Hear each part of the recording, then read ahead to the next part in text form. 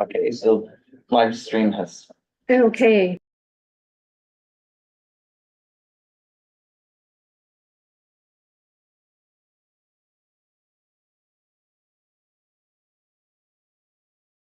Welcome to the May 8th, 2024 full board meeting of Manhattan Community Board 6. My name is Sandy McKee and I'm the chair of CD6. This meeting is called to order at 7:02. 7:02. Tonight we are joined by Secretary Livia Shrednick, District Manager Jesus Perez, Assistant Manager Brendan Berth, and Community Coordinator Brian Lafferty, and 12 new members to our board. Yes. Yay. We'll have more on that later. But as a reminder, New York State law requires all community board members who are not able to attend the meeting in person to have their cameras on and their first and last names displayed from the time the meeting is called to order until the time the meeting is adjourned. We observe the following ground rules. No one may speak until granted the floor. Please raise your hand and wait for me to recognize you. Board members, it is important that only one person speaks at a time so that members of the public watching at home can understand what is being said by each board member. And please wait until you're in front of a mic to speak. Viewers at home and in-person attendees have noted that our meetings are hard to hear at times. The chat function should not be used for CD6 business or questions about agenda topics. All such remarks should be made on the record by raising your hand through Zoom. Chat should only be used to alert us to any technical difficulties you're having or to state in writing information such as an email address that was already stated aloud on the record during the meeting. Members of the public, if you wish to give remarks during the public session and have not already registered by filling out a form, you can register to speak in the public session on Zoom by using the Q&A feature and posting your name, your affiliation, and what specific topic you wish to speak about. Or if you're here in person and want to speak in the public session, you need to fill out our public speaker form. Okay, which is near our sign-in letter. And this needs to be done by 7:15. The agenda for tonight's meeting was distributed ahead of time by the board office, was posted online, and appears on the screen before you. Okay. If there is no objection, we will adopt the agenda as stated. Board members, if you object to adopting the agenda, you may raise your hand. Seeing no objections, the agenda for tonight's meeting is adopted. Livia will take attendance. We will now take attendance by roll call. Board members, when your name is called, please say present. Majed Abdul Samad. Present. Tanya Arias. Tanya Arias. I see her. Present. Present. Great. Kyle Thade. Neil Barkley. Present. Martin Barrett. Present. Elvie Barroso. Present. Jim Collins. Here. Jonathan Dorico. Present. Stuart Deser. Beatrice Disman. Present. Maya Donahue. Robert Farfan. Present. Barack Friedman. Present. Jason Fromowitz. Eric Goldberg. Justin Goldberg. Gloria Heritage. Present. Rabia Iqbal. Rabia Iqbal. Paige Judge. Rupal Kakad. John Keller. Nadeem Kalani. Katie Londa. Here. Sandra Leftoff. David Levy. David Lowenstein. Anton Malner. Present. Sandra McKee. Present. Alec Militek. Present. Richard Mintz. Present. Kevin O'Keefe. Present. Stephen O. Reshma Patel. Present. Stephen Perez. Miriam Ralph. Present. Michael Ann Rao. Michael Ann Rowe. Roberto Ruiz Melendez, Lawrence Shayer, Present. Anne Seligman, Present. Sandra Sherrod, Livia Shrednick, present. Lupine Siddiqui, Present. Lenny Simon, Susan Steinberg, Mark Thompson, Present. Gabriel Churzo, James Viera, Jerry Weinstein, Sarah Whittington, Present. Peter Zeddy,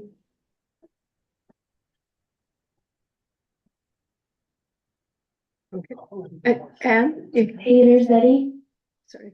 oh, Letty Simon, Yeah, Letty's here. Libby is here. I just wanted to make sure that the new members that were not able to attend at really short notice will not be marked absent. Because I believe they'll be excused for this evening. Okay, our elected officials sent their reports ahead Can you of time. hear me? Can you hear me? Yes, It's we can. Letty. I'm here. Okay, thank you. That was present. Sorry. And we do have quorum. Okay, and we have quorum, which is good to know. Our elected officials sent their reports ahead of time, and you can find them all of the submitted reports on the CV6 website. The link to their reports was disseminated ahead of time and can be found in the chat on Zoom. Now, for those who are attending on Zoom or anyone attending the meeting in person can find it by going to our website page for full board meetings. We will now call on the elected officials who have RSVP'd so they can take questions from CV6 members and the public about their reports. Each elected official will be able to field questions. If there are no questions, we will move to the next elected official on our list. If an elected official has a time-sensitive matter to report on that didn't make it into their pre-submitted report, they have 3 minutes to do so. During this part of the meeting, we will also hear from government agency representative who requested to address the board tonight. And first up, we have Assembly Member Harvey Epstein, who is here in person.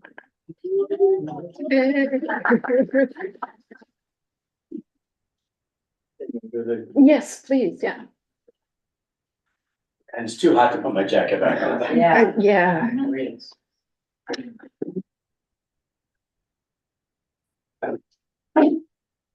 How's everyone doing today? Good, good. And you know, we had the hottest April in the history that's got reported today. So how's everyone doing tonight? All right. So hope everyone's well. I've got the new members who are here. Congratulations. I served on a community board for 14 years. I was chair, land use chair, did a lot of different jobs. It's a really important thing that people do for, you know, to get appointed. We have work to do, but also to serve. It's showing to care deeply about your community. So I want to appreciate everyone to do that. We have a report. I just want to talk quickly about the budget that was just done a couple weeks ago. We were very late this year, 3 weeks late. And the reason we were late is because we were fighting over housing. And the fight over housing has huge impacts on our community, and it'll have potentially impact for years to come. And so there are some good things and some really bad things in that. And I think in some like, you know, this is my seventh year in the legislature. And every year there's some really good things and there's some really bad things. And I think that's the nature of budgets, the nature of governors who really want to push some agenda that they have. And it's our attempt to try to push back on some of those things. But for folks who spent any time paying attention, you know, it was interesting, because I was just here at Waterside when we were talking about good cause maybe 2-3 weeks ago.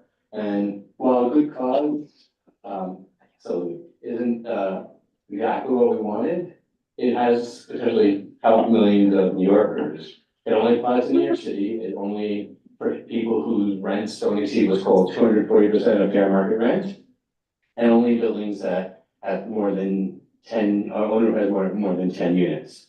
But in places like Waterside, where there's 700 units, that, you know, once they opt out in Michelama, those tenants, as long as they stand under 245% of MR, are going to be protected with eviction protections and cash on rent increases. So for a place like Waterside, where last year we started with 50% rent increases, this year people getting rent increases, which is high, but it's 8.5%, which is what HCR says. So in some ways, the good things is like we're protecting you know, for us, tens of thousands of people in our district, but millions across the city. The bad things are things like rent stabilization got weaker, what's called the individual apartment improvements, where it was, we capped in 2018, we worked really hard to protect rent regulated units. And it came down in meetings I went to across the state to ensure that we protected them. And this year, the governor really pushed back to try to increase, it was called the individual apartment improvements or IAIs. What we got in 19 was 15,000. She wanted to get to 150,000. We ended up increasing it for 30,000 and 50,000 for these unique circumstances. Our tenant protections listed through these new II formula. I know it sounds a little complicated, so I apologize. For people steeped into this, it makes a little more sense, I think. But it really makes potential increases higher when a rent stabilized tenant moves out of an apartment and a new tenant moves in. Potentially goes from an $80 increase to potentially a $300 increase. So a rent that's a $1,200 now under the old rules would have only gone to $1,300 or $1,400 with a guidelines increase. Now it can go much higher. So those are some of the losses. And so in a budget where you have a lot to fight for, there's a difficult thing. So happy to talk more about housing. I think some of the wins are really big. That losing the 12 FAR limitation, I think will have a potential impact of our neighborhood. Right now, was a cap of 12 FAR, you couldn't do bigger than that. We removed the cap with a commitment of 25% affordable housing. That could be a good thing, or it could be a redevelopment thing that we'll see that plays out over rezonings across the city. So I know I don't want to take up too much of your time. People want to talk more about housing. I love talking about housing. Something I've done for 30 years in this city, so I love talking about it. But I want to know that, you know, we were up there fighting for people in this community and thinking about this neighborhood, the CB6, I represent CB6, CB5, and CB3, and the impacts it's going to have, and as much as we could to protect all those residents throughout the neighborhood. And Sandy, if there's a question, I'm happy to take it if that's okay with you, or. Okay. Anne's hand went up first. Microphone, please. Hi Harvey, thanks for coming. I had a question, both yours and Liz's reports included $400 million for the Environmental Protection Fund. Yes. Which is great, but it only, I mean, it's a drop in the bucket, but you listed some of the things it covers, those totaled $100 million. Like, where does the other $300 million go? Yeah, so I'm happy to, if you go to the Assembly web page and you look at the budget, it lists everything, but it's in a 150-page document, and so some things like 2.5 million for composting, and 17 million for recycling, and 4 million for invasive species in our state lakes. So there's all these things that are in the 400 million that we kind of just parse out what we think is important for the people who live here, but that it's spread across the state. The big wins there was the government was trying to take $30 million out. We were able to restore some of the things that impacted the city, and we stopped it from doing that. Let's go to Kevin next and then Rishma. Thank you. Hi, Harvey. I was going to ask specifically about the New York Heat Act and also the climate change super fund. Is that going to go through the Assembly? I know the Senate passed it. Thank you. So for people who don't know what happened with the Heat Act, we were really pushing to have that done in the budget, which would basically limit utility costs, limit increase to 6%. So we've seen this impact really low income people and help people in the transition to a greener energy source. So people moving from, fuel, last year we passed an all electric building law. I'm trying to move people to electrify their buildings. This would help incentivize that process from happening. There's another thing called the 100-foot rule, a level of detail that people may or may not want to have around who pays when you bring lines into buildings. And so we were trying to change all those pieces. Those deals fell apart kind of the last 3 days before the budget. And unfortunately, the HEAT Act, which I'm a co-sponsor of and was pushing for, just had some barriers. I think the governor at the end wasn't fully supportive of what we wanted to do, our version of the HEAT Act. And her version we felt like was not going to protect consumers well enough. So I think the HEAT Act, unfortunately, I mean, could we do something post-budget with it? possible, think instead, more likely what we could do, had a committee yesterday, the bottle bill, which will increase the deposit from 5 cents to 10 cents, help, encourage more people to deposit, requiring increase the number of things that are covered by the bottle law. And then help also the people who are collecting those bottles with an increased return, and also make sure that the people who are the distributors get also more money, instead of 3.5 cents to get 6 cents. That's something that's possible, as well as the extent, the packaging reduction bill, which we also passed out of committee, which hopefully we'll be able to pass next week. But I think the other ones are just much tougher. If we get those two done this year, I'm really pleasantly surprised and happy that we've got something. It is a kind of a legislature that's very methodical, so it doesn't always take big jumps. Sometimes we do, but a lot of times we don't. And I'm not sure we'll have the opportunity to get past those two bills, our environmental bills this year, big environmental bills this year. I mean, I passed other environmental bills that were really good, but those are just gonna be tough. And Reshma had a question. Congratulations on getting the basement legalization bill passed. Oh, thank you for getting the basement legalization bill passed. So it was something that this, the board, passed, and it came out of the Budget and Governmental Affairs Committee. And one of the questions that came up in committee, and we were actually gonna invite you to speak, but you're here today, so I'll ask the question. Why is the pilot program so small? So, there's a thing called member deference that happens sometimes, where people who don't want something to happen in their neighborhood can say, well, I wanna opt out. And so, where I live in Community Board 3 and Community Board 2 in Manhattan, we have 5 neighborhoods that are part of the pilot program. In neighborhoods which I thought should have been included, parts of Queens and parts of Brooklyn, which should have been included, but they were excluded. And I think it's really related to some kind of member deference that happened in Albany, where people specifically were saying we don't want it. Rashna, that I was, I've been working on this issue for 15 years, and I thought it was critical to get it in parts of Brooklyn and in East New York specifically, and parts of Queens. And I think that was a failing on, it's hard to know, I wanted it citywide, and it was all compromise. And I think I think we'll work with our Queens College to try to expand it, but I think there are people really pushing back hard in Queens, and I think we should be proud that we got something after all this work. And, not that it's a whole pie, but at least we got a piece. But I think we need to do some work with our colleagues in Queens. Thank you. Oh, sorry, I see one more hand in the back. Susan, sorry. Thanks. Hi, Harvey. A question on the IAI. Yeah. So for people who are already in their apartments, it's not going to particularly affect them. But in Stuyvesant Town and Peter Cooper Village, we have a few thousand people that are going to be aging out. And they're Aging out of.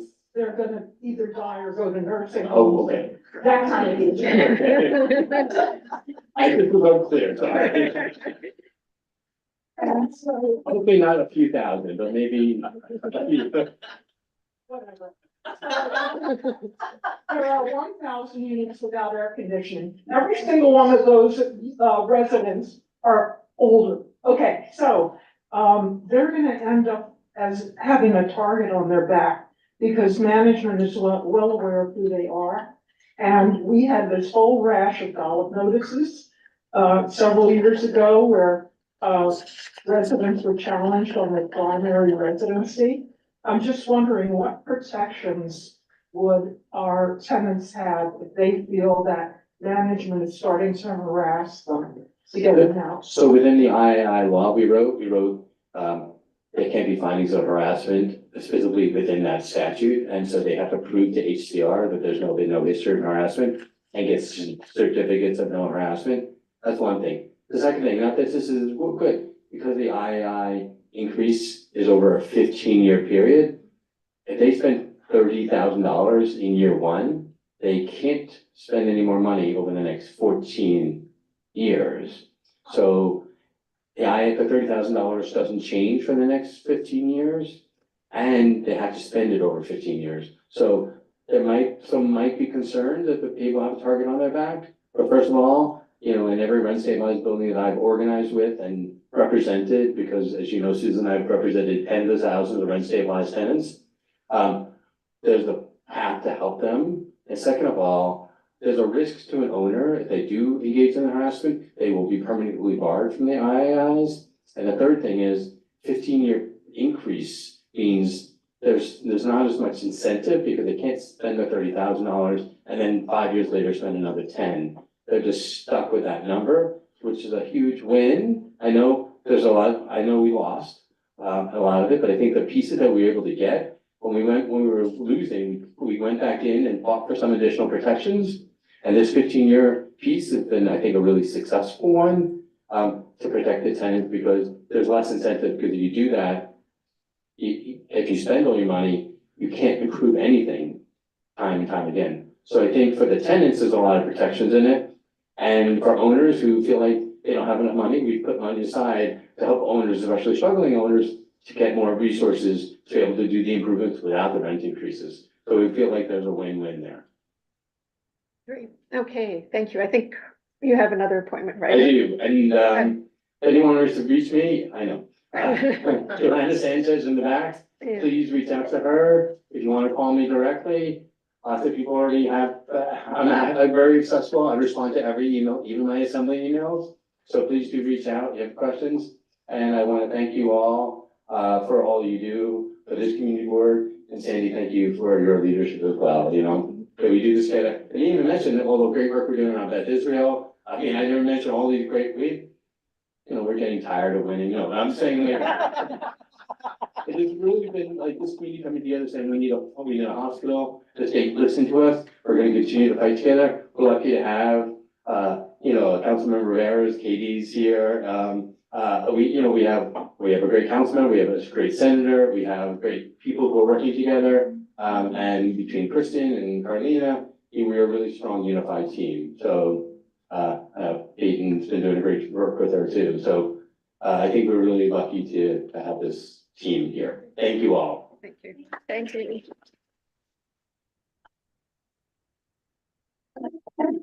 Next, we have Curtis Young from the Public Advocate's Office. Curtis, are you online? I'm sorry. Thank you so much. So thank you all for having me and this beautiful day. Hopefully you all had time to enjoy a little bit of the sun we had this afternoon. I'll be very, very brief.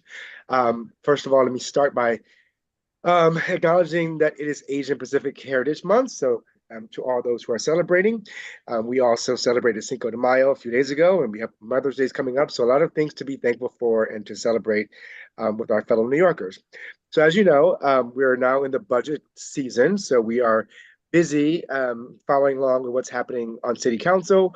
Our office was very glad that many of the mayor's previously cut items from the budget, that he removed from the budget, many cuts remains, and many of them seem to be unjustified. Given the still too low projections from any administration, which has already been mistaken, we will continue to advocate for a budget that is fiscally and morally responsible. The Public Advocate and the City Council also welcomed over 1,000 people to a hearing on the hardships facing Black migrants in New York a few weeks ago, a record-breaking number of attendees. Public Advocate Williams, the son of an immigrant himself, called for a baseline of equitable services and resources for the community. We are also happy to share a few upcoming events. One is in Queens, however. We're proud to join partners on May 16th for impactful employment and training opportunity. And in Queens, New Yorkers can RSVP on our website to join that effort. We're also inviting New Yorkers to join us on June 9th to celebrate Puerto Rican Heritage Month, as we'll be marching in the National Puerto Rican Day Parade. As with all months, you can join the Public Advocate on Ask the Advocate series and pose direct questions to him. The next taping of Ask the Advocate will occur on Monday, May 20th from 7 to 8 p.m. on News 12 Brock in Brooklyn. And also we have a Listen to the Reset show, which is a radio show that you can access on our Facebook page, as well as listen live. It's a long form interview with the Public Advocate, and the next date for that episode is May 24th. I think that is all for today. So thank you all for having me. Great, thank you. Next, we have Eric Straza from the District Attorney's Office. Marian's hand is raised. Oh, I'm sorry, who's? Him. Oh, Miriam? Yes. I'm gonna test out my voice. Hopefully you can hear me. Since you mentioned the new migrants, I was wondering if there's any update on the work permits, because I see now hiring signs at the same places and they've been up for months. I was just wondering, I don't expect you to have an answer. I was just curious. Yes, I do not have an answer for you, but I can make sure to share, to do some research and email the board district manager with our response. Thank you. Great, thank you. All right, Eric Straza from the District Attorney's Office.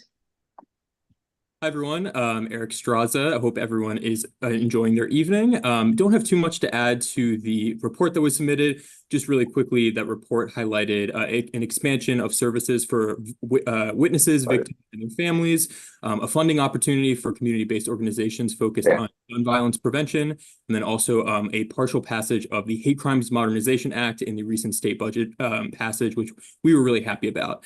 Outside of the report that was submitted, wanted to quickly provide updates on two cases that we know garnered a lot of community attention and concern, both of which this group is probably familiar with. The first one, it was that we recently announced the indictment of Kensley Alston and Haley Tejada for the murder of Nadia Vitel's in her Kips Bay apartment about 2 months ago.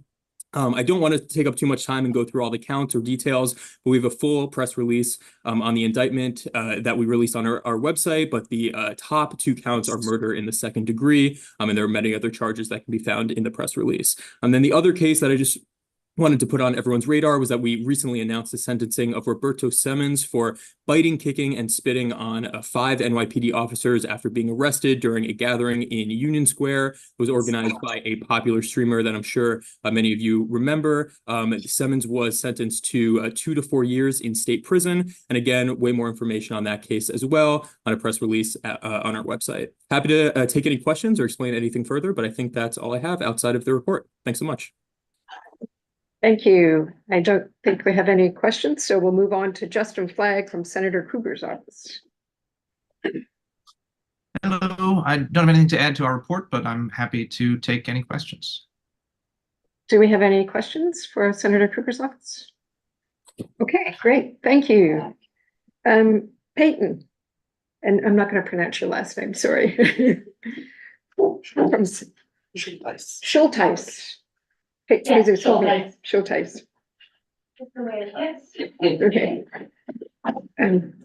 Hi, I'm Peyton Schulteis from Senator Christina Gonzalez's office. Just want to say welcome to all the new board members, and if anyone has any questions about the report, please feel free to ask. Do we have any questions for Peyton? You're off the hook. Is Robin Forst with us yet? Not yet. Not yet. Do we have other? Pinky? Oh, Sophie Zucker from Assemblymember Boris's office.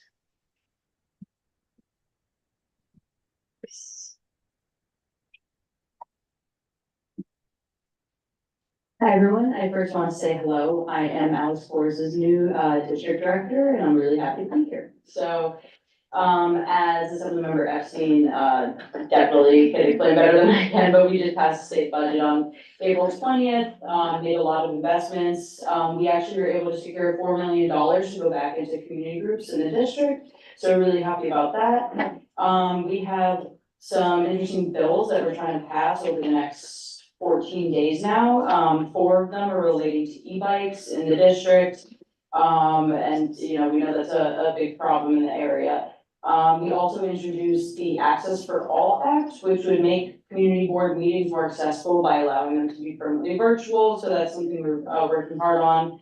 And the last one that we're really excited about is the No Cap bill, which would lift the constitutional cap on Supreme Court judges, which would, help out with a lot of the criminal justice issues we're seeing in the city. So that's just some highlights. If you have any questions, feel free to reach out to me. Excited to be here. Great. Do you have any questions? Okay, thank you very much. Katie Lowe next from Councilmember Rivera's office, and we did ask Katie for a very specific update. Yes, hi everyone, thanks for having me. I do have a very specific update. It's on intro 713, which is colloquially called the siren bill. This is a piece of legislation that Councilmember Rivera actually worked on when she was a staff member for the previous council member and has introduced now for the third time in city council. It's a bill that would require emergency vehicles to have a two-tone high-low signal. So like instead of the like very loud, disruptive whirring that we all hear in our apartments, as many of us live near hospitals and on ambulance paths. This bill received a hearing in the last council session. So we're optimistic that we can work on it to move it forward. We know that there are some concerns over ensuring that this tone can be heard by vehicle drivers, as well as some costs to transitioning. But these are things that we're working on with our colleagues. We're hoping that it will have another hearing in the Committee on Environmental Protection hearing coming up. And then it can pass this session. It's a priority vote for the council member. So we're working on it. That was a very specific request, and I can take any questions on that. Yes. I have one question. As far as the sirens go, this is a potential alternative, but have they also, thought about like more vibrations or something like this on a new podium? Yeah, absolutely. Councilmember Gail Brewer has a bill that Councilmember Rivera is a co-sponsor of. And it would require they're called rumblers, I believe. And so if the two-tone siren doesn't wake up the drivers, hopefully they'll feel their cars shaking with the rumblers. And together, we can try to, address the noise without any delays in emergency responses. Okay. Real quick, so am I understanding correctly, that the top of this two-tone would still be the same peak volume as before? The top volume of the two-tone would be the same peak volume as previously? I don't think the actual decibel, before I speak on that, I'm not sure is the answer. I'm not sure if the bill lays out the top decibel. It's more just requiring that it alternates between a high tone and a low tone. More than just, the volume itself. Sorry, who do we, oh, Justin, Justin in the back. Jason, sorry. All J's. So I used to drive an ambulance, so I'm fairly familiar, with their operations. Is it, I wasn't clear, will there be a requirement to have the two tones, or it would be, removing the existing siren type? Is it the option to use to have the two-tone option, or is it strictly limiting ambulances to using a two-tone? It would be a requirement. There's currently, some ambulances use the two-tone, so this would make it all emergency vehicles would use the two-tone. Got it, okay, thanks. I just want to note that as someone who lives near Bellevue and hears ambulances all day, the two-tone, even at the same decibel level, is much less disturbing. I'm happy about this, thank you. Is there anything we can do to advocate? I feel like you already passed a resolution, but it's a new term, so it has a new number. So if you wanted to pass another resolution, it's now 713. Okay, great, thank you. And I think I see a hand on the Zoom. Oh, yes. Miriam. Hi, Katie. Thank you, thank you, thank you. Anything I can do to support this, I will do. Excellent, thank you. I think writing the speaker too would be a help. Yeah. And the chair of the Committee on Environmental Protection, Councilmember Gennaro, well, I think it's supported. You definitely heard it last term, so. I also wanted to address Miriam's first question about work permits for asylum seekers. Well, that's at the federal level. What we're doing in City Council, and Councilmember Rivera has a bill that would require the city to do a study on work skills and employment opportunities. So we know that a lot of people who are immigrating here and arriving here newly have a wide variety of job skills. And but we don't really know how to capture that information or how to connect people with the opportunities that exist. Whether you're coming from a rural background and wanna, go work in a farm setting, or whether you come from an urban background and have a variety of office skills, or especially around healthcare and education, where we see big needs in employment. So this report would mandate the city to, conduct a study with new migrants and new arrivals, to see their job skills and then connect them with opportunities. And we're working to pass that along with a similar survey around healthcare needs. Thank you. Do we have other questions? I had a follow-up to that. Have you ideated any way of how you would transition, okay, maybe this person has skills and say in Chile, they didn't need a master's degree to teach elementary school math, but you do here in the city, so how would you create exceptions for that? Yeah, and that is exactly what this study is needed for, because if we find that there's a huge need for sort of different policies to be able to enable people to work or to find equivalencies, and where you used to live, or connect people with those opportunities. If you're, you didn't need a master's degree and now you do, you don't know, you just keep applying for these jobs and get rejected, don't know why. So this study would help us identify these sort of barriers and find policies to address them. Great. Thank you. All right, thank you. Thank you. Next up, we have Raka Rosenberg from the Borough President's Office. Hi, everyone. I don't think I'm able to turn my camera on, but hopefully you all can hear me. Happy May, everyone. Everything's really in our update, but I just want to highlight that we have gotten out our appointment letters for reappointments and new appointments for this board. So we're very excited to welcome 12 new members. You can see their names in our update, and feel free to say hi to them, get to know your new community board members. Aside from that, please do take a look at our update for our recent wins, both in terms of the state budget, including tax program for 45X, tenant protections, and enforcement surrounding illegal marijuana shops, speed limits, and also hate crimes, as Eric mentioned. Please, take a look and see all the things that we've been advocating for and now they've come through in that budget, as well as we've pushed the rent guidelines board to include Manhattan in their meetings. So because we too have many rent stabilized homes that could benefit from their meetings. Aside from that, we've been working hard to address the need for public bathrooms, and we recently wrote a letter to the MTA around signage to illustrate their locations in dozens of stations. We haven't heard back yet, but we'll be sure to keep you updated on that as well as it moves forward. Thank you, everyone, and I'm happy to take any questions. Great. I don't think we have any questions for you. So, Peyton, did you? That's not me. That's not the senator using my leg. Okay. She has a question. Oh no, I just wanted to hop on. Apologies. With a 3-borough district, we just got back from Albany, and we had a few events back to back tonight, so I wasn't able to make it in person.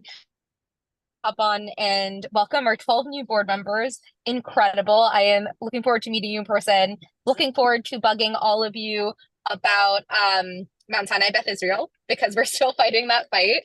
And then I also just wanted to update everyone here on some of the things we worked on in budget. I heard that we had some housing updates.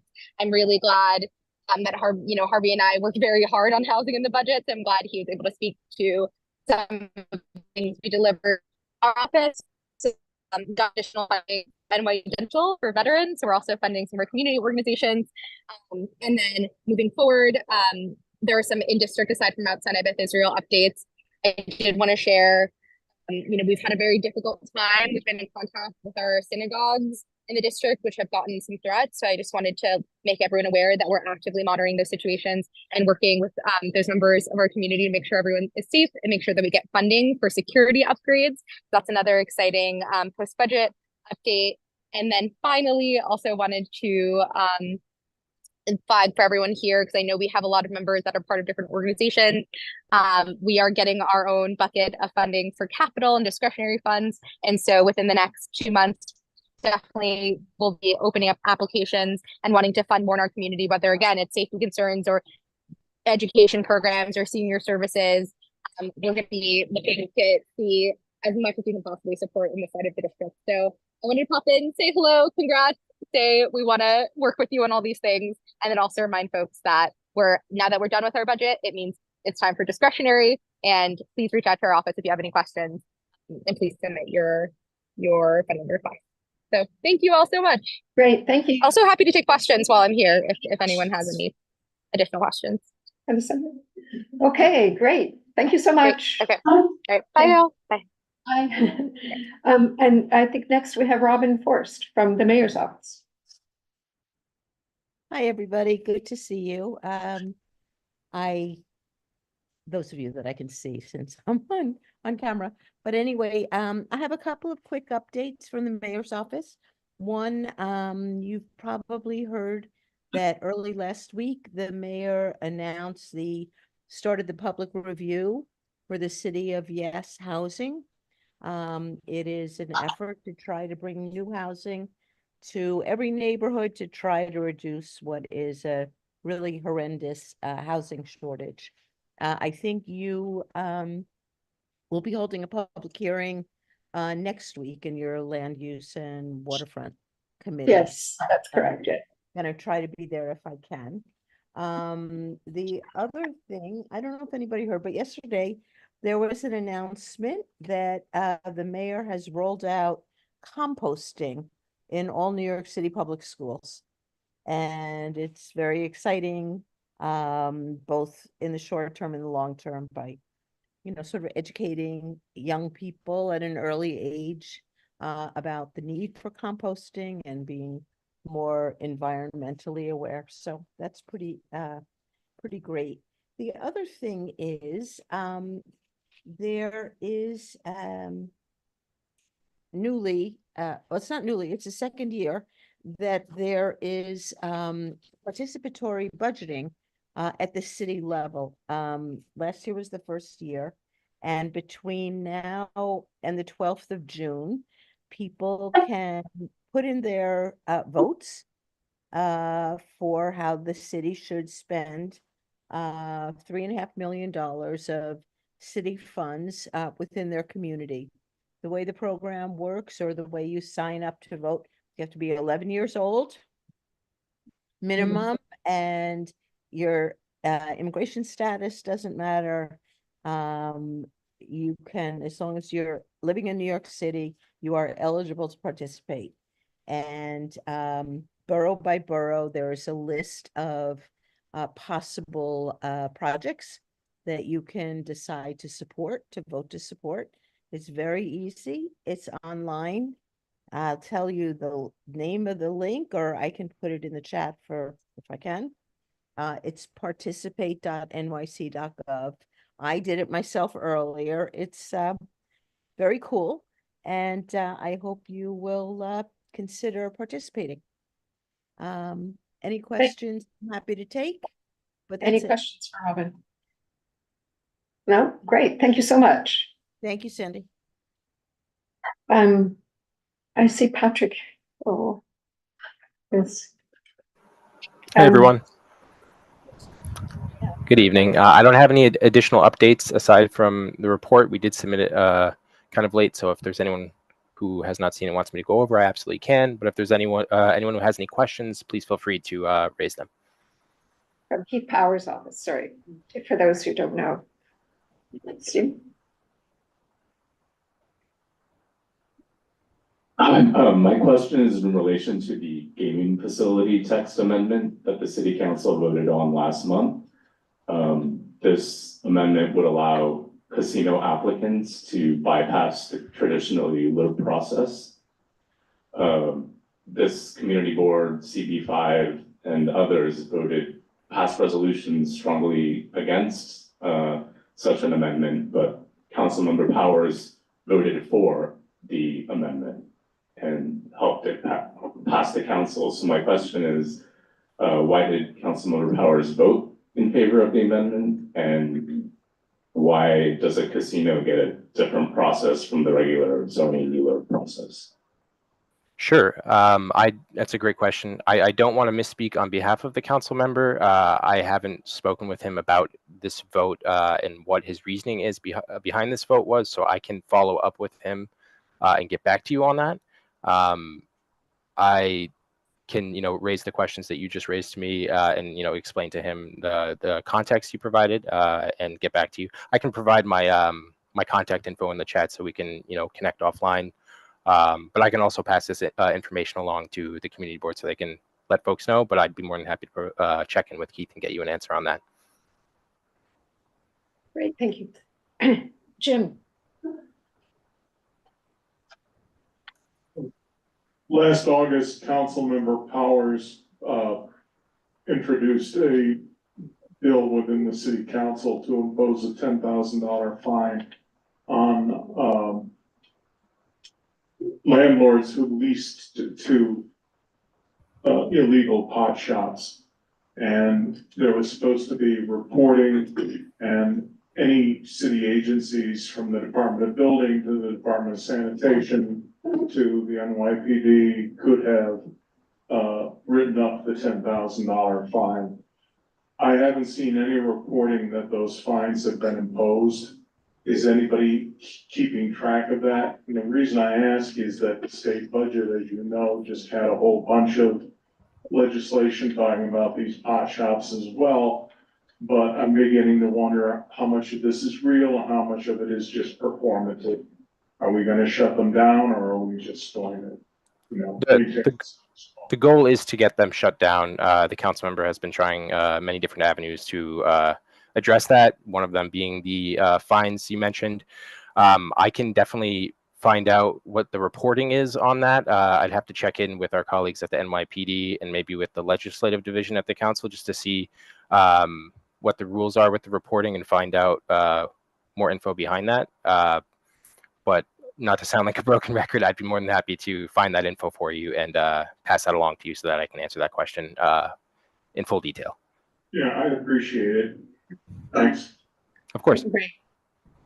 Thank you. I did just want to add on that, just tagging along on the state level in the budget, we did have a lot with the legal shops, and now the sheriff, before it was taking like close to 12 months to padlock the shops, but now they can do it like immediately. So I just wanted to say that they are getting shut down, and they're going to be rolling out, shutting them down a lot faster now. Great. Robin, did you have your hand up? I did actually. I just wanted to add on to that in the recently approved state budget, at the request of Mayor Adams, there was the inclusion of expanded enforcement against illegal smoke shops through the deputization, if that's a word, of NYPD officers through the sheriff's office. And that has, there's a launch pilot, I believe that's underway, but that will be an expanding program so that our NYPD officers who become deputized will be able to padlock the illegal smoke shops and make, hopefully improve the quality of life by reducing their numbers and influence on quality of life. Great, thank you. And we recently had a meeting with Manhattan Borough Patrol South of the NYPD. And while it's slow to start, they have confirmed that program to deputize members of the NYPD, the sheriff's office has begun. And Hannah? Okay. Our next election official, I guess. I'm sorry. That's okay. I just want to make sure we got in there. So, hi, I'm Hannah Wienerman from Congressman Jerry Nather's office.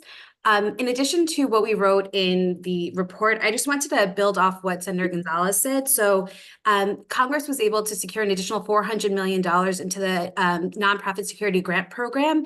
And that's a program available to nonprofits and houses of worship to do capital improvements, security improvements, and training. That deadline to apply is May 21st. So I just wanted to flag it. The link to the application is in our report, and you can also go to the FEMA website. The other thing that I wanted to add is that Congressman Nather published an op-ed in the Washington Post this afternoon after we submitted our report. He explains why he voted against the Anti-Semitism Awareness Act and instead proposes other means and legislation that Congress should enact to more meaningfully fight against anti-Semitism without compromising free speech rights. So I just wanted to flag that. Happy to answer any questions anybody has. Okay, do we have any questions for okay.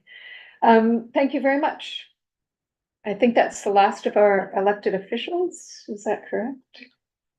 Unless any have snuck in. And they keep popping up. Okay, has anyone signed up to speak in the public session? Someone has.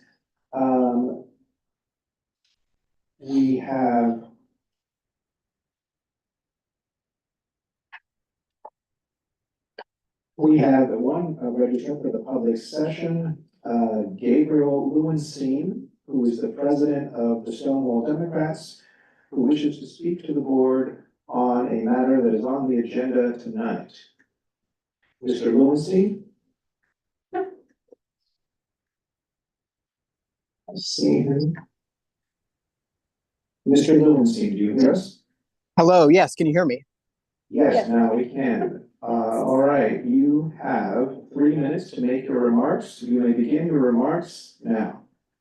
Thank you so much. Hello, as mentioned, my name is Gabriel Lewenstein, and I am the president of the Stonewall Democratic Club of NYC. We are an organization that works citywide to advance the rights and equality of the LGBT community. So I'm here this evening to thank the Parks Committee for your letter that you passed opposing the CEC2 resolution targeting trans youth in sports, and to encourage the full boards to adopt the letter this evening. The trans community, as many of you know, has been the target of hate and discrimination across the country, with more than 500 bills introduced in state legislatures countrywide, limiting their health, freedom of expression, and more. The CEC2 resolution is part of this coordinated attack on trans people and especially trans youth, and it's really deeply harmful. Allowing transgender children the opportunity to participate in sports teams that align with their gender identity is not only a basic human right, but also a crucial step towards fostering a sense of belonging and acceptance. Trans people face discrimination in housing, employment, healthcare access, and more. Rates of depression, suicide, and self-harm are many times higher than their straight or even LGBT counterparts. So your vote tonight will send a powerful message to accept trans kids, that trans kids belong, that they are accepted, and that this is a safe and welcoming place for them to be themselves. So I thank you so much for taking on this issue, and I urge you to vote yes on the resolution this evening. Thank you. Thank you. Thank you for your remarks. That concludes the speakers list tonight. Okay, the minutes from the March 13th and the April 3rd full board meetings were distributed to board members ahead of time by the board office. If there is no objection, we will adopt both minutes as drafted.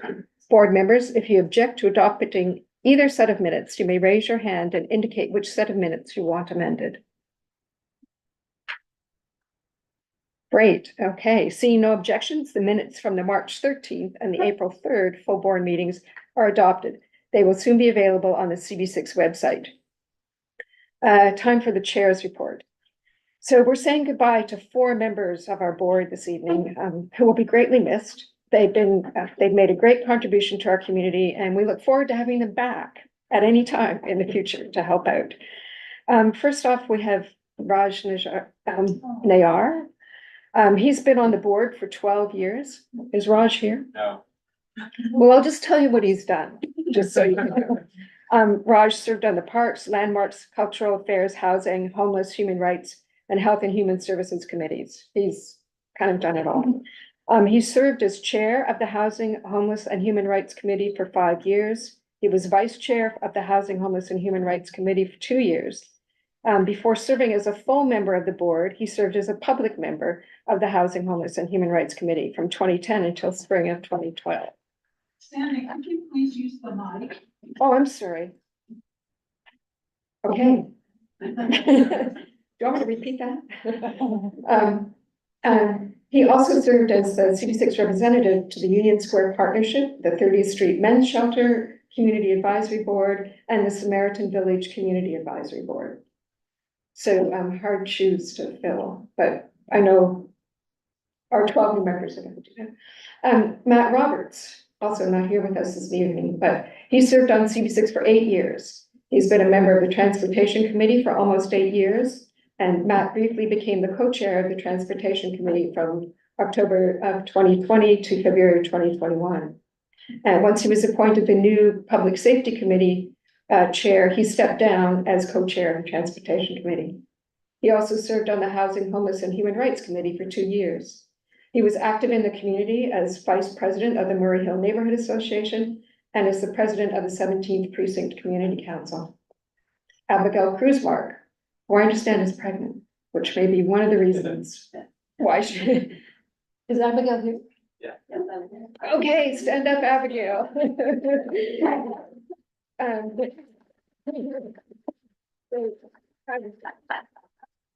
Abigail served on CB6 for 6 years. She served on the Housing and Homes Committee and as vice chair of the committee for 3 years. She also served on the Youth and Education Committee and as vice chair of that was the vice chair of that committee for 1.5 years. And as a very small token of our appreciation, we do have something for you. If you want. Come on up. Thank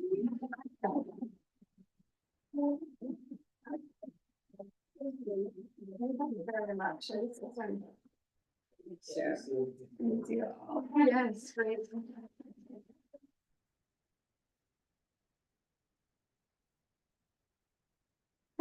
And last but not least, Claire Brennan, who got married this year, which also may be one of the reasons why she's not going to be with us for that much longer.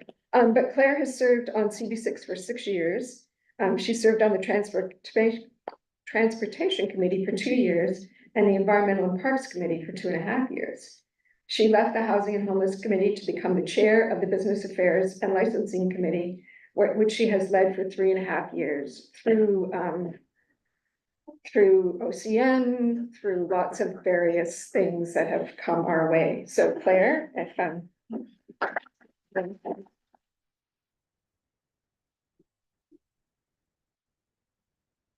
Claire, thank you so much. Thank you. Thank you.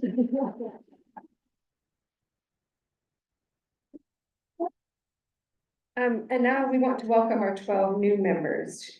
We will get to know them better, but for now, please share one important piece of information with us that you think we should know. All right, so first up, Alec Melliton. Alex. Good evening, everyone. My name is Alec. One fun fact about me, I'm a born and raised New Yorker, but I was born and raised on the West Side. I've been a member of, I've been living in CB6 for the last 4 years, and I'm really, really thankful for this opportunity and the opportunity to get to meet and know everyone. Thank you. Great, okay. And again, apologies if I butcher your name. We'll get it right eventually. Mubin Siddiqui. Good evening, everyone. I'm so happy to be here.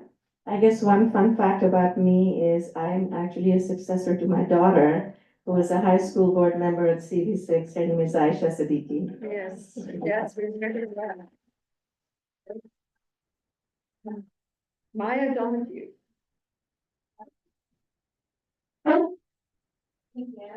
Fun fact about me is I think will ask my questions ferociously, but I find them very nice. So please say hi to me. Thank you. Gloria Hughes. I'm trying to think of a fun fact. An unfun fact is I run a nonprofit that works globally on trauma. So my days are kind of, Intense. but I'm just so honored to be here and just be of service to this community and to this city that I love so much. So thank you.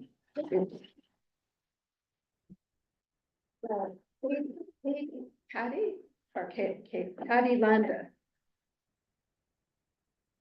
Thanks for giving me a fun fact. My name is extremely difficult. It's spelled C-A-D-Y, but it is Katie. And I'm a newcomer to this neighborhood. I've lived here for a year now. And I'm so happy to have a chance to make a difference and contribute. And thank you for being so welcoming. Robert Farfan. Hi, everybody. Can you hear me all? Yes, we can. Hi, everybody. I'm Rob Farfan. I am also a born and raised New Yorker. So I'm excited about participating in the group. I'm honored to be part of the group. I have been living in my apartment in Kips Bay for about 32 years now. So I am happy to be part of the group and be willing and do everything I can to help the community, to make this community a better place to live in. Fun fact about me, I work down at the South Street Seaport Museum. If anybody wants to come on down, for a nice tour of the museum and Pier 17 and Pier 16, come on down. You're all welcome. Great, we'll take you up to that. Yes. Thank you. Arias. It's Tanya. Oh. Yep. Okay.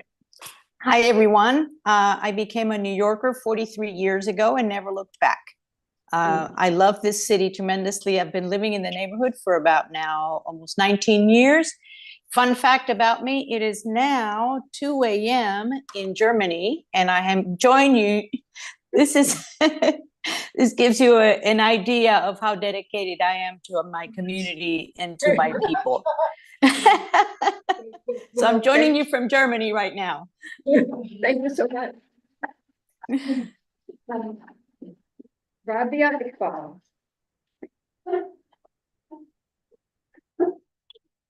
Hi, everyone. Rabia Iqbal here. Thank you so much for having me. My fun fact is I'm deeply passionate about cryptocurrency, and I would love to teach anyone who has any questions about it. See me as a resource. And I would love to see some of our community businesses take crypto in the future. So. Great. And not sure if Michael Land is with us this evening, Michael Land Room. Oh, well, that's not a good. Okay, well, you'll get to know her. She's a fellow Canadian, just. That's Justin Goldberg.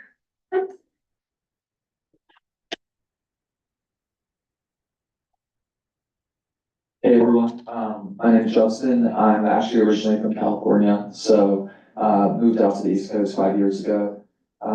Excited to be here. Thanks to everyone for having me. It's my fun fact. I'm really interested in AI and pretty involved in that, so I think that's a really exciting thing. And also my favorite place to go in the district or in the area is Van Leeuwen, because I know Dave ice cream. Great. David Levy. Hi, it's nice to meet everyone. My name is David Levy. I have lived in the district for 12 years, and now that my kids are older, I'm excited to get more involved. Thank you. James Vera. Hi, everyone. My name is James Vera. I'm an architect. Born in California, grew up in San Antonio, Texas, and got to New York via Chicago. But I've been living in Kips Bay for the past 22 years. Great. Okay, we will get to know everyone more. I'll reach out to the new members too to ask about what committees you'd like to join. I highly recommend that you watch the YouTube versions of some of our committees so you can understand a little bit about what each one does. And we'll get working on that. Other items, we're going to start using the new template for taking minutes. And the goal is to make clear the decisions made in our committees and to share the decisions, the discussions that took place at the meeting.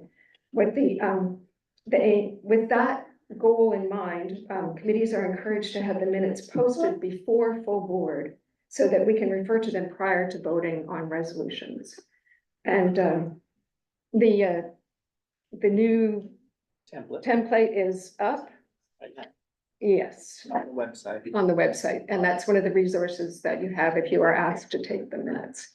I know everybody wants to take the minutes. So, no rush, but please do sign up. All right, Jesus Perez, our district manager. Oh, Anne, sorry. I just had a sort of thought about the minutes. I've always been somebody. Oh, your microphone's coming. I've always been somebody who took really detailed minutes. I felt like they should be a resource for somebody who was not there to understand the discussion. Now that we have the YouTube videos, that may be less important. But one suggestion that I made, and I think Brendan responded to this about it, is maybe in the minutes, if you could put something about like what minutes something occurred at. So you say, discussion of item 1 started here, discussion of item 2 started here. That would let people who did want to dive in a little bit more deeply. It would make it a little easier for them. And I don't think it would make it that much harder for the person doing the minutes. And certainly if that's if people would like to add that information. Some of the meetings are over 2 hours long, so you sometimes don't want to watch the whole YouTube. So that would be a helpful addition. I'm going to hand this over to Jesus. Thank you. Hello, everyone. Welcome to our newest members. I will be super brief because I know you guys have a lot to do today. Mostly the housekeeping items, especially for the new members, and for the existing ones. You may have heard that in the state budget, the video conferencing language that was in the open meetings law has been extended by 2 years. So this status quo that we have regarding extraordinary circumstances and disabled and being, some count as for quorum and some do not, that gets extended for another 2 years until the legislature does something else with some of the various bills that are in session right now. So I won't beat you over the head with it today because as far as who needs to hear it, well, they're not here. So we'll probably be putting together some more one-pagers or something for you because it is a little confusing, but we do need you to RSVP, use that RSVP form as much as possible. And if you're going to be claiming extraordinary circumstances or disability exemption, stuff like that, you need to go through the form. But if there are any burning questions right now, I can take those, but if not, you'll hear more about this. All right. Also, is this the Airtable?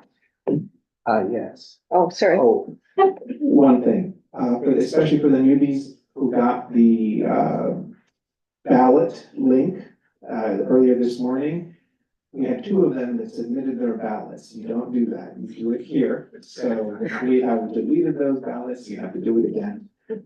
So you didn't know. So we'll make that clearer next time. Thank you. Okay.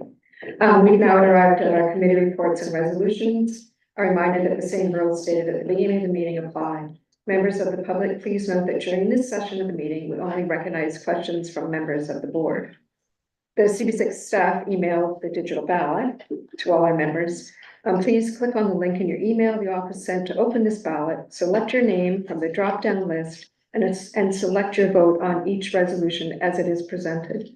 Do not hit submit until later in the meeting after the final resolution has been presented. At the end of the meeting, please submit your ballot. You will not be able to submit the ballot unless you vote on every resolution.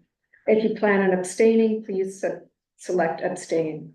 Final vote counts will be announced after the second roll call. If any part of our voting procedure is unclear, please let us know and we can assist you. We're starting off with business affairs and licensing. Anton Mullner, who is our new chair. Yeah. Thank you. We have two resolutions that we'd like the board to consider. I'd like to hear a motion to bundle them. They're very straightforward liquor and cider licenses. We have no issues with that. You might want to explain bundle. We're going to bundle, but just if you could explain what that means for people. To take more than one resolution and take a vote for both of them or three of them or four of them, as many as we would like to bundle into one resolution from the full board. As to say, we will vote once for 2, 3, or 4 different resolutions. Okay, if there's no objection, we'll now vote on the bundled resolutions. Please mark your digital ballot.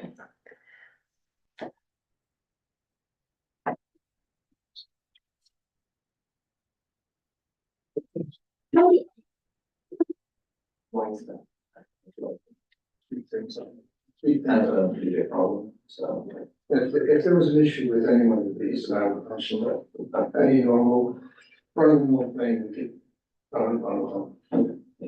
And sometimes people do pull things out and say, we want to discuss this specific resolution, and you don't have to bundle them, but it's been a long meeting so far. A couple of things to report, glad to see, the state, city governments are taking a more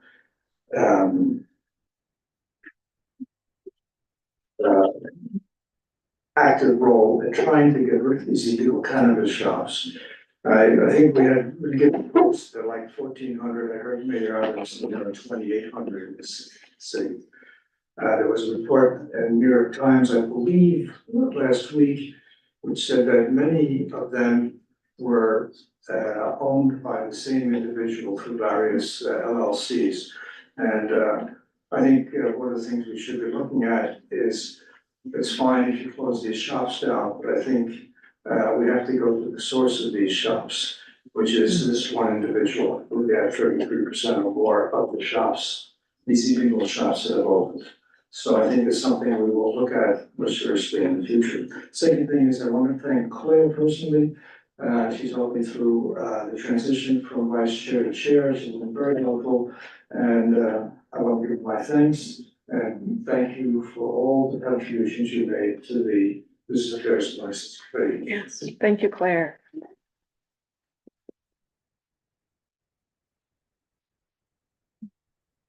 Up next, we have a joint resolution by Land Use, Water and Waterfront. Oh, I'm sorry, Claire, I'm sorry, go ahead, please. I'm sorry, I know we are taking a long time, please don't bundle me.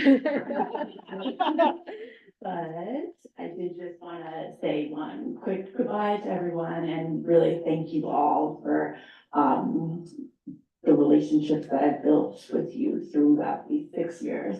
I'll be quick, but I just wanted to, again, extend my appreciation. These past 6 years were a true honor.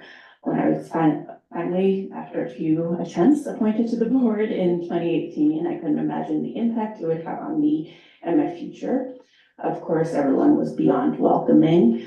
And now I'm happy to be able to call a lot of you my friends today. I was very proud to serve on the Transportation Committee, Housing Committee, and Parks Committees before becoming the chair of BASA. When Kyle called me about being the chair, I was extremely skeptical and very hesitant, but true to form, he persuaded me and we hit the ground running.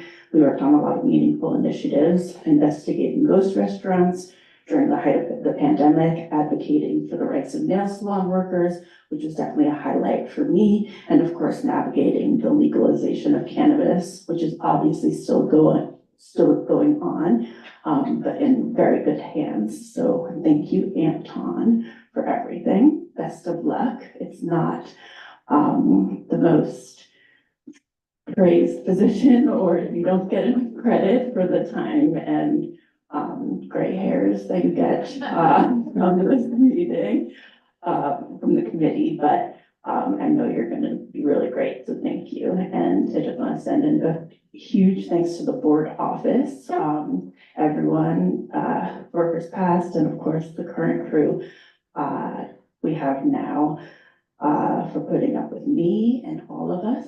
I think your patience is unmatched. Finally, I want to welcome the new members and encourage you all to dive deep into this amazing operation. I heard there might be a summer gathering, so I'm excited to meet you and officially say goodbye then, but thank you. This is sad, but exciting things ahead for all of you.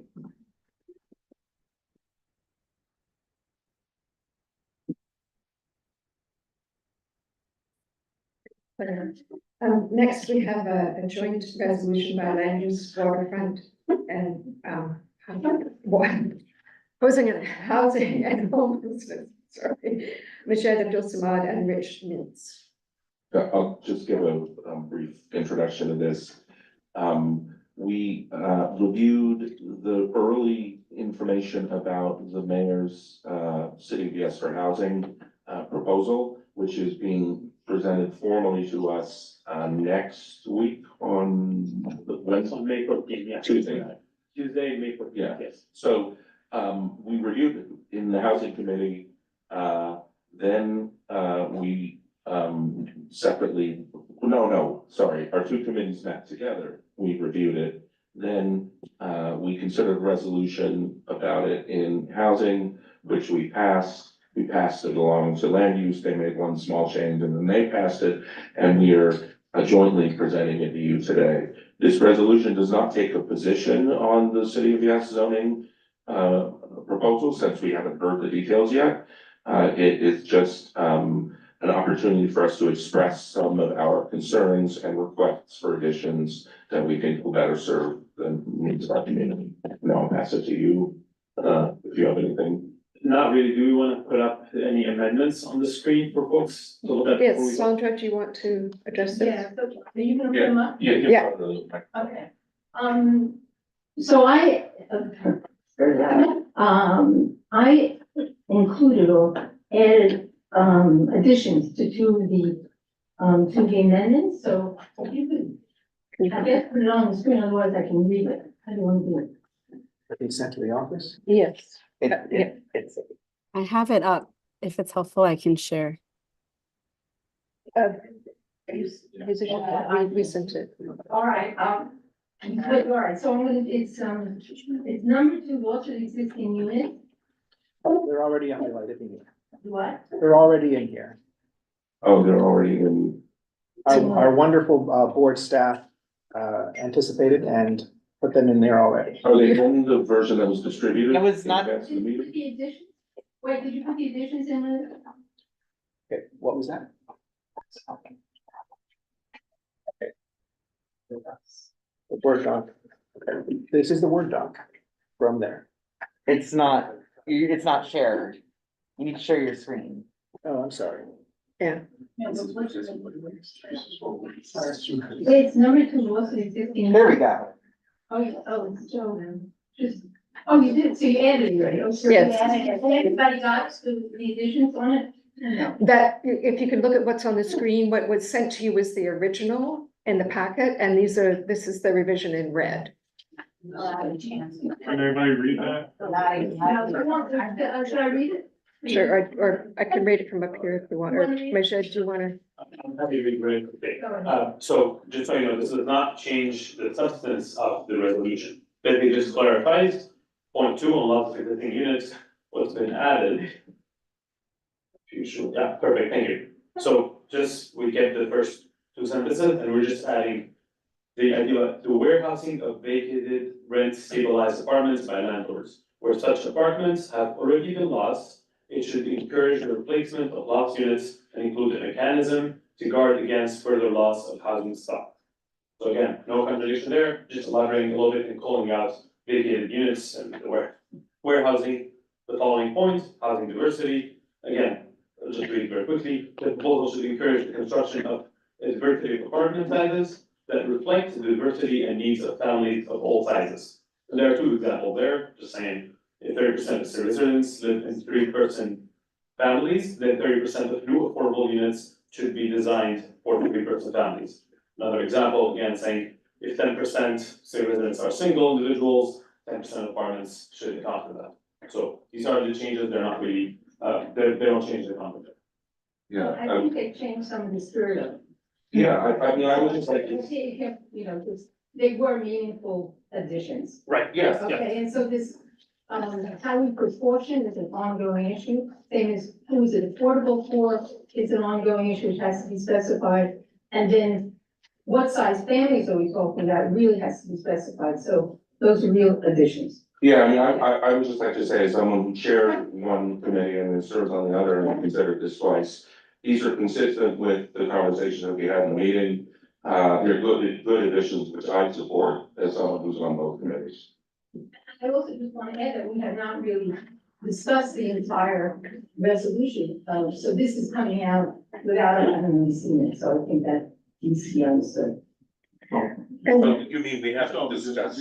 We never. We haven't discussed the proposal yet That's right, by the exactly. mayor, Yeah, and that will happen next Tuesday the city planning is coming to the board to do that presentation.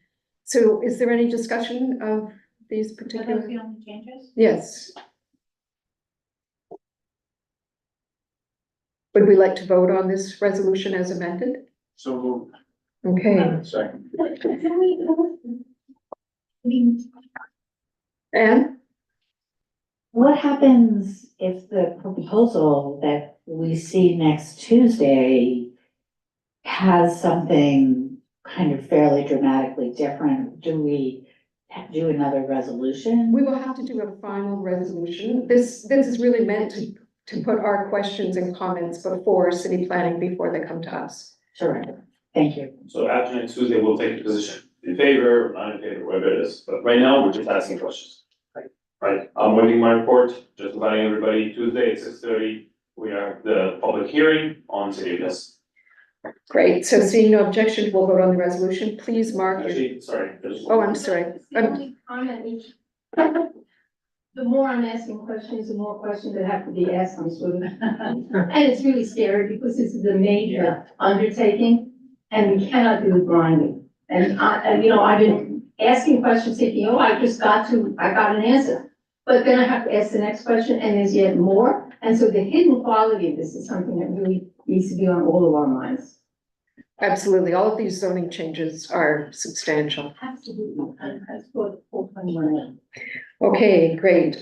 So if you could please vote on the resolution as amended. Next, we'll go on to Rich. Yes. Hello again, and welcome to the new members. I would like to encourage you to be excited if you were appointed to the Housing Committee.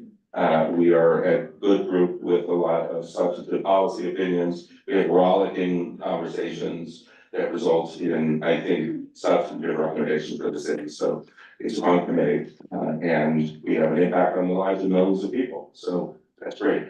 The resolution that is on the table is a resolution calling for income restricted housing to be included on the Spark Kips Bay campus, which is just across the street from here, where the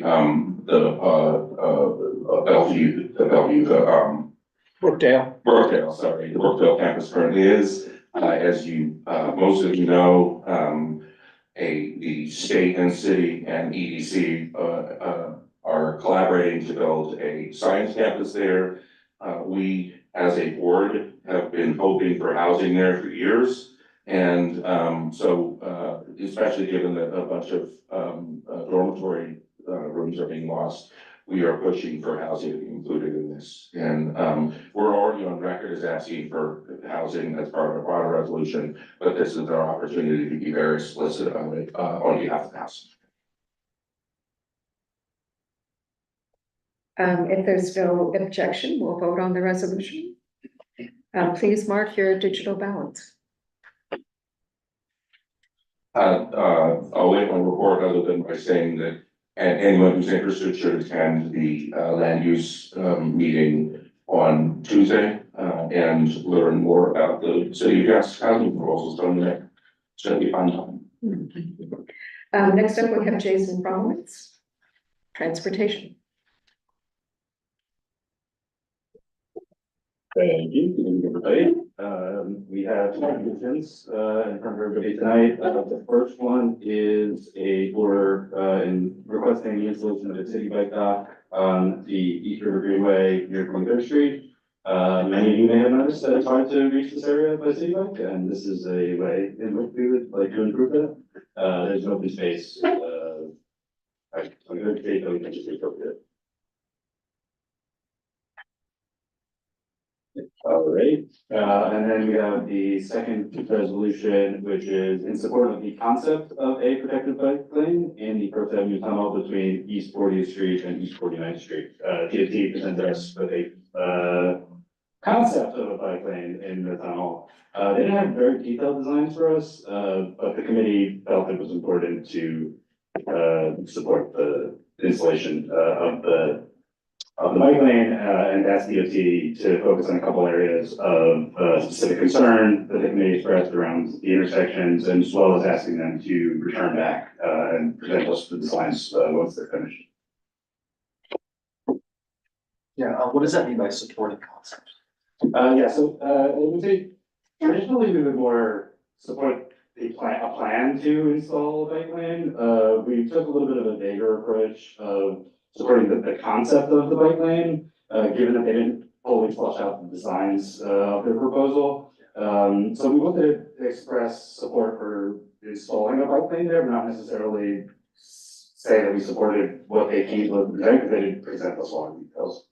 So the idea is that we support the concept of installing a bike lane in the tunnel, not necessarily that we support a specific. It wasn't a very specific proposal. It was more, we would like to see a tunnel, a bike lane in the tunnel, not necessarily a particular design for that.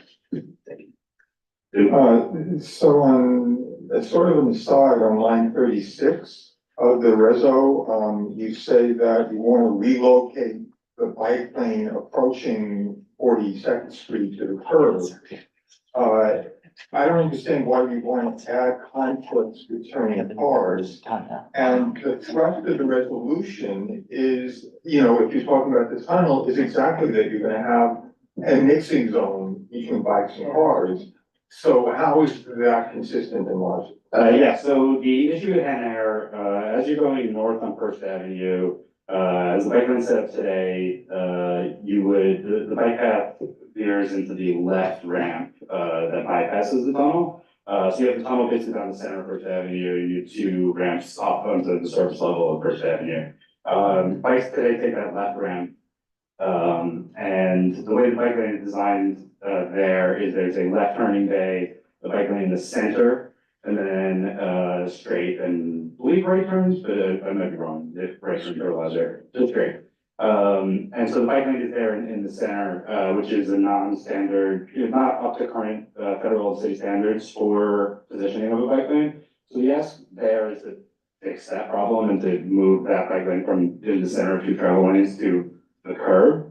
The intention of the plan to build this bike lane also is to maintain service level bike lane, as well as provide an additional option for the tunnel. So we're not doing away with First Avenue, but on the surface level, we're just creating like this additional express route effectively. Does that answer your question?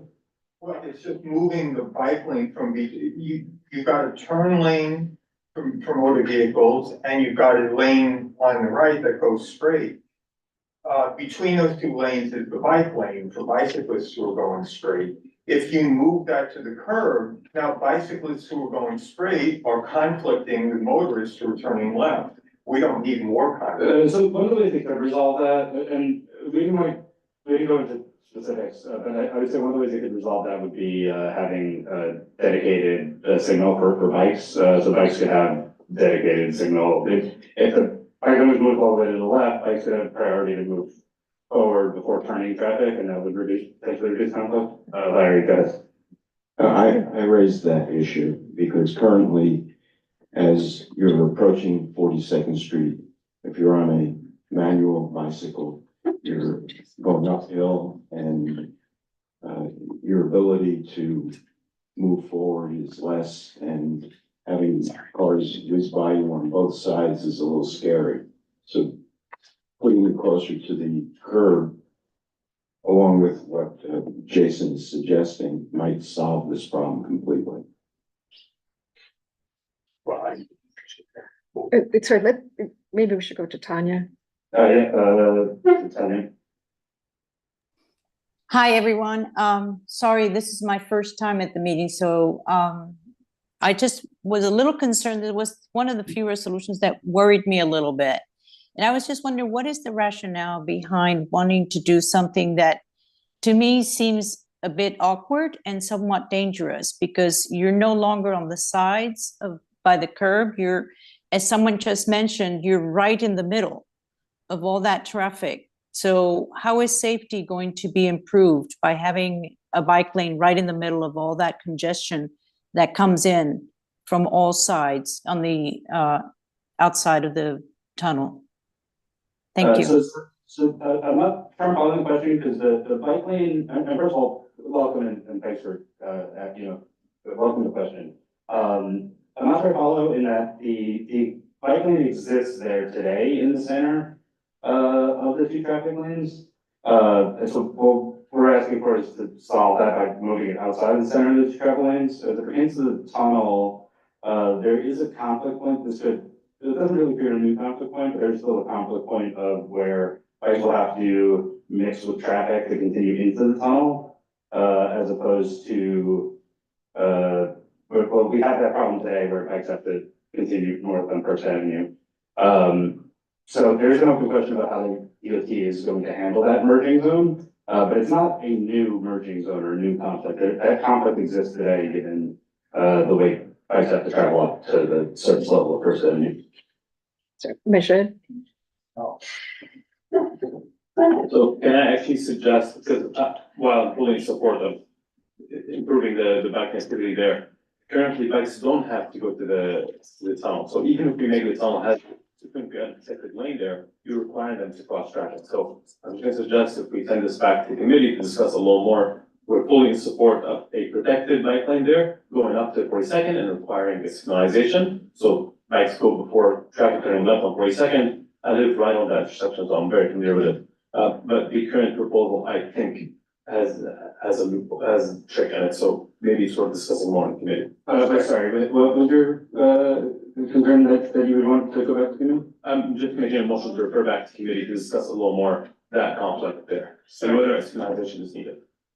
So the signal, what you were proposed or suggest would be a signal at the tunnel entrance effectively? Okay, unless there's a signal there, it's a conflict. But send bikes into the tunnel that's just meant for vehicles. While vehicles are trying to make a left, it's just, they will cross and it's in a diagonal fashion. Well, I will point out, that exists.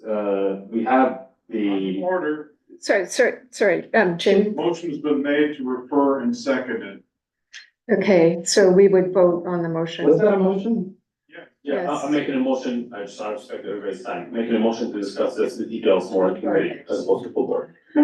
And I think just before we do that, one of the reasons this did come up was because the DOT told us it was time sensitive, that they're repaving.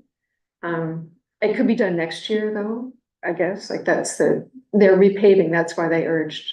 Can I have a little bit as well, gentlemen? Just before we vote, we will vote on this. So this was definitely a bit untraditional. Usually DOT comes to us with like very fully fleshed out designs, like details of exactly how the merges are gonna happen and where the paint's gonna go and all that jazz. They didn't have that available to us because basically the way this was, this came to us in that they will be repaving the tunnel over the course of the summer. Which gives them the opportunity to redo the striping in the tunnel and gave them this opportunity to put this bike lane in place. I don't fully understand why they weren't able to get us designs now.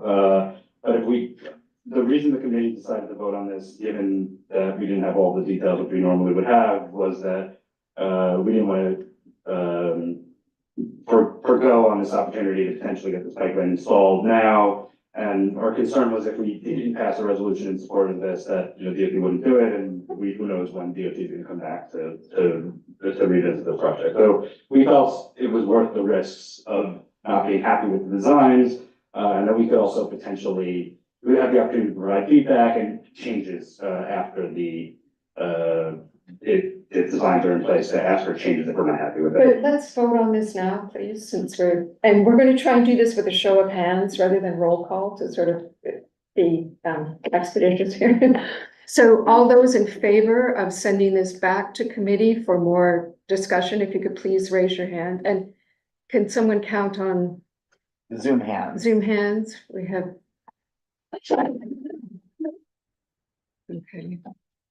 Okay. Okay, hands need to go up and stay up. I will start counting now.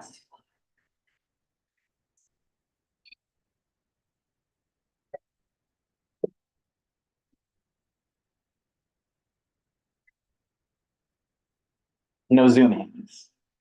At 14. Three Zoom hands. Now, I see one Zoom. Four. People have raised their hands, Brendan? Okay, There are four. they're Okay, like not physical raising their hands. hands by Zoom. Yeah. Okay.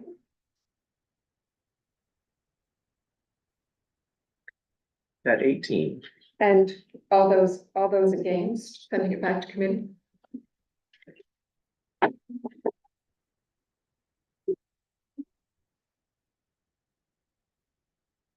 I count 3 hands on Zoom. So add that to the total. That's 16. So it goes back to committee. It goes back to the committee. Okay. Just in terms of the digital ballot. And in case you're wondering, what this means for what to do for the digital ballot, just put down anything, like literally anything. It won't count, because it's being referred back to committee. Okay, great, thank you. Just a 18, to send it back to committee, 16 not to send it back. quick report, couple things that we're working on in transportation, beyond these two resolutions. We're continuing to work on pedestrian safety on 23rd and the FDR. There was a concerns raised around some of the conditions on the roadway there that we're continuing to work on. Also in that area, the Skyper Marina event, we're working on trying to solve for higher vehicle, congestion that's been raised to us as a concern in the area. We all, unrelated to that area, we have, or actually sort of related to that area, we have, the area under the FDR, that was closed off for the east side coastal resiliency project, has been restriped and repaved to reopen for parking. But the board had previously in 2022 passed a resolution asking for that to be used for some other space once it was reopened, so we're working on trying to reemphasize that request. Lastly, we are doing some collaborative work with the Grand Central 42nd Street bid, in terms of, what opportunities exist in the area. And then lastly, we're looking into, new busway, implementations that we might be able to solve. And that's all we've got for transportation. Thanks.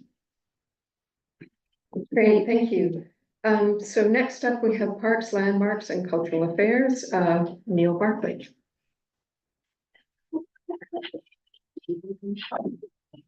I think that's fine. Yeah, I'm not gonna. I'm very proud.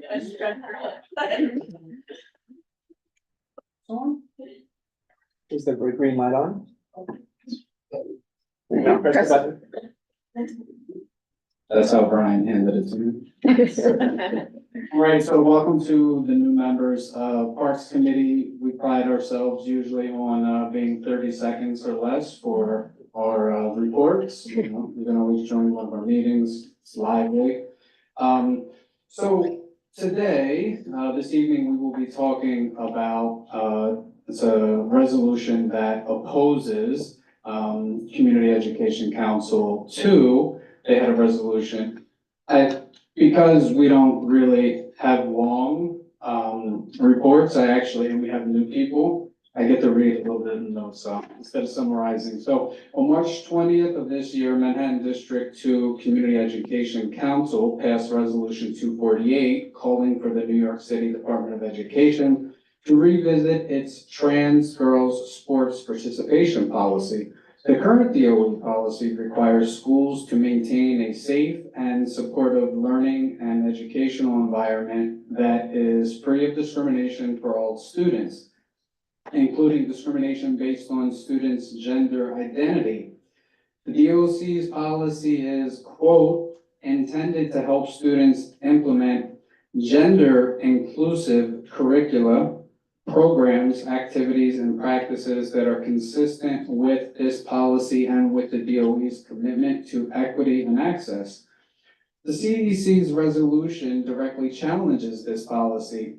Under New York City's Human Rights and the NYS Gender Expression and Non-Discrimination Act, GENDA, both of these would be violated as there is a clear point for discrimination in the CDC's resolution.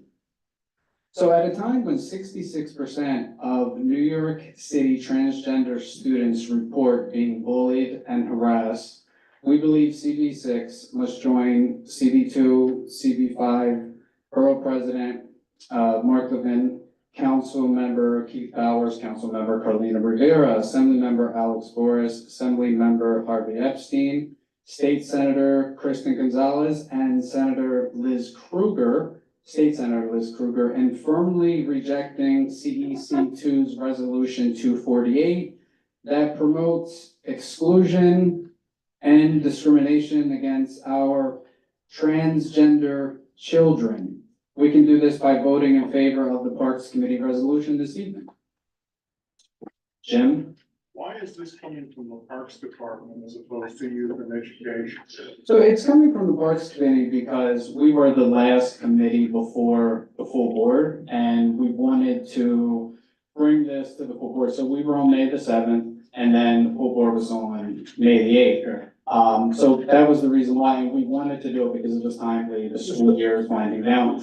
And The second question is, as I understand it, the only thing that, the Community Education Council is asking is that this issue be studied.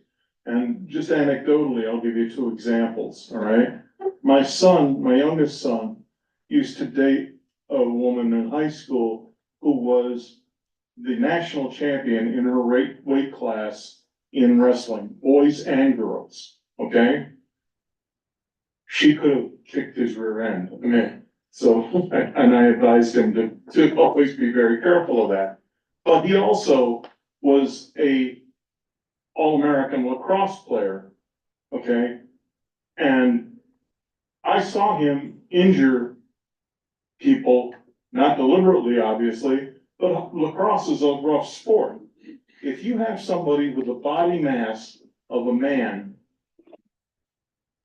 playing women's lacrosse, I can almost assure you that women, young teenage girls, are going to be injured. Ditto basketball, because that can also be pretty darn rough with checking and blocking, what have you. This is a study. This is all this Community Education Council asked for is a study. And as I just indicated, there are sports where there's going to be no difference between a person who is biologically male and biologically female. There are going to be sports that are going to result in the injury of women because the body mass and the strength of a transgender woman is going to be considerably more than their counterpart. This is a study. I don't see any reason for us to be involved in this whatsoever. I move to table the whole thing. all right. Thank you, Jim. Thank you. Eric? Oh. Your comments or? No, So- yeah, I'm done. Go ahead, speak. And we don't have any, we have no one to second that, so. Sure, I just want to speak quickly and urge this community board to think, this is not a study, this is a provocation. I'm coming back today from my daughter's high school softball game, and I sat on the field, and high school sports are about inclusion. This study is to provoke and to isolate and to other students. And we have an opportunity to send a message to children across New York City that those are not our values. So I hope this committee tonight will speak out in support of students who need their support. So when you vote tonight, think of the students out on these fields and think of the messages that adults are sending to them. I hope we send the right message tonight. Marty? If we start, if we start discriminating in regards to gender, where are we going to stop discriminating? We can pick any kind of characteristic of an individual and decide that person is an other. For instance, I know Stuyvesant High School is predominantly Asian kids. You want to get more of a different mix so you can discriminate, say that Asian kids can't take the exam for Stuyvesant. It's still a characteristic of an individual, and there's no reason for in New York City for us to start that discrimination.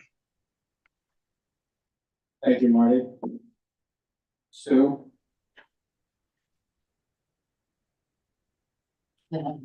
I also note in the resolution, you pointed out that they specifically stated, that, the committee should include relevant medical professionals and evolutionary biologists.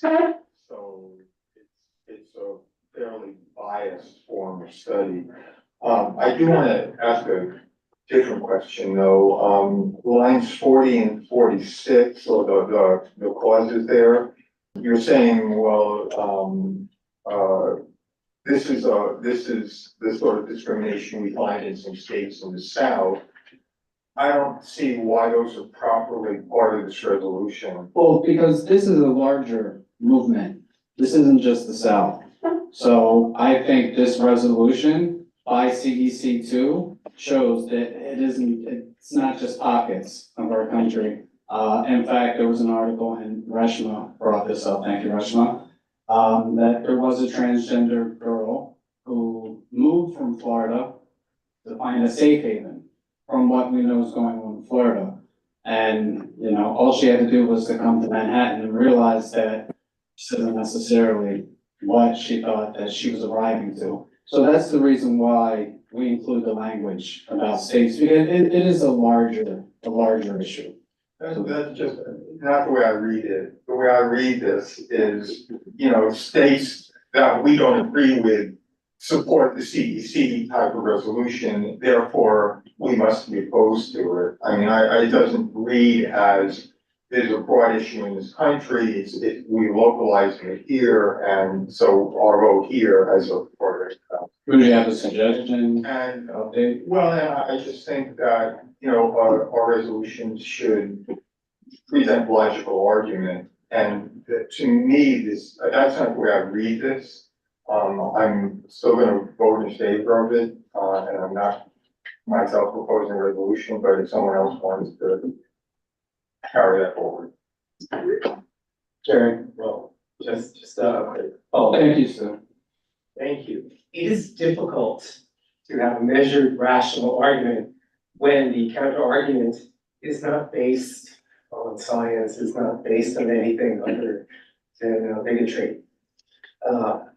We can finesse the language, but I think your initial point about there being hundreds of bits of legislation and policy invading the personal space of youth and their families is being enacted everywhere. So I agree with your characterization. This is the provocation. It should be denied. B has asked for the floor. So I think my whole comment about this is a real human rights issue. There's tremendous discrimination against trans. I think we need it as other community boards and elected officials show our value system. And our value system says that the study and the design of a study is really a principle of trying to eliminate rights that trans have and trans children. And I think that the community board should stand with the other community boards and the elected officials and show that we value human rights and we value trans as a protected class. So I really support this resolution. Thank you, Dee. Jason? And sorry, actually, we'd like to move this. We'd like to move this along, so unless you have something substantive to add. I was just gonna add my support, and I'll yield. Call to question? Jim, do you have anything else to add that you haven't said already? You know, the implication being made here is that the implication being made here is that opposing, that asking for this study, and I don't know all the details of the study, how it's to be designed, et cetera, is that it's somehow discriminatory. And as I made clear, it is not discriminatory. You talk about softball or baseball, yes, there's not going to be the same level of potential damage to players from transgender women or transgender girls. Simply because it's not a contact sport. That's the kind of information that I think is necessary for this, to make a reasonable assessment of this. You're taking on an ideology and you're just assuming that, you know, if you're concerned about the welfare of girls or the potential of girls to participate in sports, man, trust me, I wanted to play basketball in high school in the worst way. I wasn't suited for it, all right? I ended up being a wrestler. So thank you, Jim. That's the question same has been point called. with respect to women. Transgender women, certain transgender women are going to be damaging to other players, and they're also going to cause women, biological women, not to want to compete in sports because they know that somebody is going to be much better than them ultimately. Thank you, Jim. Just give them their physiology. Move forward then, if there's no objection, we'll now vote on the resolution. Thank you, everyone. So please mark your digital ballot. Next, we have Government and Budget and Governmental Affairs, NAD. NAD Kalan. I'll just stay here, just keep it quick. As we're heading back into the summer and budget season, just that's kicking off, as new members, you'll start to learn more about sort of the ins and outs of that. But I would say on our committee, we're starting to like review our requests, take the responses we've received from the government and the relevant bodies, really start adapting our requests for next year. We'll recommend all committees, spend time doing that ahead of the summer, because I know September really sneaks up on us. And then you want to be able to move quickly to basically get in our requests ahead of that hearing, which will likely be last week of September, first week of October. We're still scheduling that. The other thing is just in our next meeting, we're gonna be discussing property tax reform. This is something that has long been an equitable issue throughout New York. And with the recent court cases, it sort of brought it to light and is forcing the issue. So we're gonna be talking about that next meeting and see what we doing sort of a little teach-in for us as we're trying to figure out what we want to do and just sort of level setting on the issue and what next steps could be. Oh, Rich? Just very quickly, the housing committee has also talked about property tax reform, and so we have members, I'm sure, who would be interested in participating in that. I want to make sure that people. Great, thank you. And as we're listening to, any other questions for Nat? Okay, thank you. As we're listening to these other reports, you can now submit your digital ballots. Majed actually has already spoken, so Stu Dresser for Public Safety and Sanitation. Hi, I missed that already. A few days, I think. At the next meeting, and I apologize that this is the first time the committee members are hearing this, but they'll get a packet later tonight, I think. At the next meeting, we're gonna meet with the vice president from the National Retail Federation, who will be talking to us in our continuing conversations about shoplifting and retail crimes. And just to mention that, the committee's portfolio has expanded from public safety to public safety and sanitation, which is not exactly public safety, but it is definitely a quality of life issue. It's this mayor has taken on. So I look forward to dealing with that. And that's all. Thank you. Great, thank you. And now we have John Dorico, sorry, Youth and Education, who is a new dad. Thank you, Sandy. I appreciate it. CB6's newest stakeholder. I'll keep this very brief. With great thanks to Robin Forrest from the Mayor's Office, Assistant Commissioner Marnie Davidoff is going to do a presentation at our committee's next meeting regarding the administration's efforts to combat the harms of social media on today's youth. They've been very gracious in their time, and they've specifically offered if there's anything that our community would like to specifically see addressed in the presentation, they're more than willing to cover that. So if you could just let me know if there's any topics specifically related to social media use in youth that you would like to see covered in this presentation, that would be great. I just ask that you let me know by 5 p.m. next Monday so I can get back to them soon. Other than that, we're going to discuss and hopefully vote on a draft resolution in opposition to the administration's implementation of the 60-day rule for asylum-seeking families during our May meeting. And that's it. Thank you all very much, and welcome to new members. Thank you. And now we have Albie Barroso with Health and Environment. I read my report, but for the benefit of our new members, our committee was previously called Health and Human Services, but now it's called Health and Environmental. So anybody interested in health or would like to make a difference in our environment, please come and join us. Thank you. Thank you. Do we have any old or new business? If you have any old or new business to state, please raise your hand. Oh, I just wanted to point out that CB6 parks are the cleanest parks in the city. And the best parks in the city. Like all. Yeah. They mentioned the Parks Committee and all the different groups that also help out, including St. Bart. Yay. Members, the Parks Committee is always known as the cool kids. I'm kidding. And they quite often have donuts. Great, okay, so, all right, Lydia will now conduct the second roll call. Majed Abdul Samad. Tanya Arias. Present. Kyle Thade.